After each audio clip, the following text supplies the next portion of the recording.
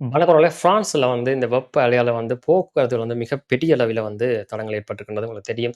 France பொறுத்தவரைக்கும் வந்து இல் து பிரான்ஸ், பாரிஸ் என்று சொல்லி பெரிய ஒரு பிராந்தியம். அந்த பிராந்தியத்துக்குள்ள வந்து அநேகமாக தொடருந்து ரயில் தான் வந்து எல்லாருமே கொண்டு போய் கொண்டிருக்கும். இந்த தொடருந்து ரயில் பாதைகள் வந்து இந்த அதிக வெப்பநிலைத்தால வந்து விரிவடையும்.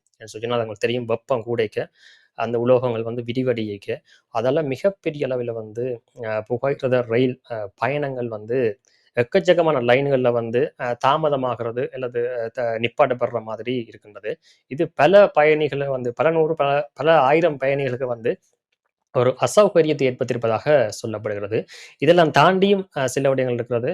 பல லைன்ல ஒரு ட்ரெயின்ல வந்து அந்த குளிரூட்டப்படுற வசதிகள் வந்து சரியான முறையில இயங்கலை அப்படின்ற மாதிரி சொல்லியிருக்கின்றார்கள். அதேபோல என்ன இன்னொரு கட்டம் தாமதமா வாரது. பல இடங்கள்ல வந்து சேவைகள் வந்து இடைநடுவிலேயே வந்து மறைக்கப்பட்டிருக்கிறது. காரணம், அதுக்கு அங்கால வந்து போறதுக்குரிய அந்த பாதை வந்து திடீர் சரியா வராததாலயோ, இல்ல ரிப்பேர் ஆக இருக்கிறதால, அந்த மாரி மிகப்பெரிய அளவில வந்து இந்த மாரி மக்கள் வந்து கஷ்டப்படுற நிலை வந்து இருக்கிறதாக சொல்லப்படுகிறது. பிரான்ஸ் அரசாங்கம் வந்து இதுல வந்து துரித கதியில ஏதாவது சரி பண்ணக்கூடிய மாதிரி இருக்குமான்ற மாதிரி ஆராய்வதாக சொல்லப்படுகிறது. அது என்ன காரணம்னு கேட்டால், வெப்பநிலைய வந்து குறைக்க இயலாது, கட்டுப்படுத்த இயலாது. இப்ப நேரடியா வந்து அத தண்டவாளங்கள பாதுகாக்கக்கூடிய சில நடவடிக்கைகள் தான் செய்ய வேண்டி வரும் அப்படின்னு சொல்லி சொல்லப்பட்டிருந்தது.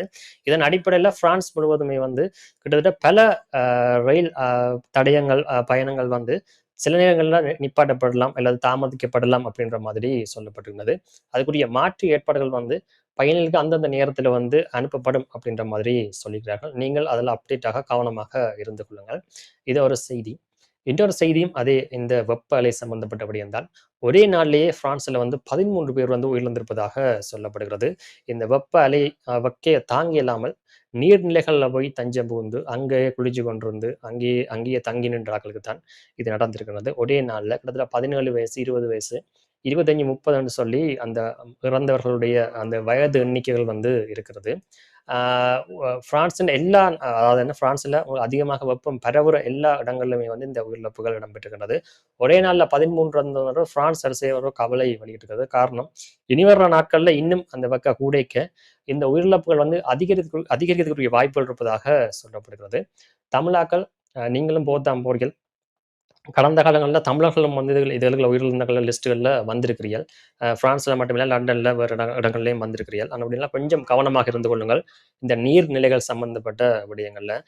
10 பேரோட சேர்ந்து படிகளோட போய்க்க டக்குனு எல்லாரும் உறங்கிக்க உங்களுக்கு உறங்கணும் மாரி தான் இருக்கும். ஆனால் உங்களால அத சமாளிக்க இயலுமா? இல்ல உங்களுக்கு இது பழக்கம் இருக்கிறதா? அப்படின்ற பார்த்துட்டு தான் தண்ணிக்குள்ள இறங்கிக் கொள்ளுங்கள். அதெல்லாம் தாண்டி குடிச்சு போட்டு இறங்குறதோ, அல்லது வேற மாதிரி ஒரு சரியான ஒரு ஸ்டேபிளான மைண்ட்ல இல்லாமல் நீங்க அதுல இறங்குறது, இல்ல இறங்கி போட்டு வேற வேலைகள் பார்க்குறது மாரி எல்லாம் செய்து கொள்ளாதீர்கள். தண்ணி என்றது விளையாடுற ஒரு விஷயமே இல்ல. விளையாடக்கூடாதுன்னு சொல்லுவாங்க.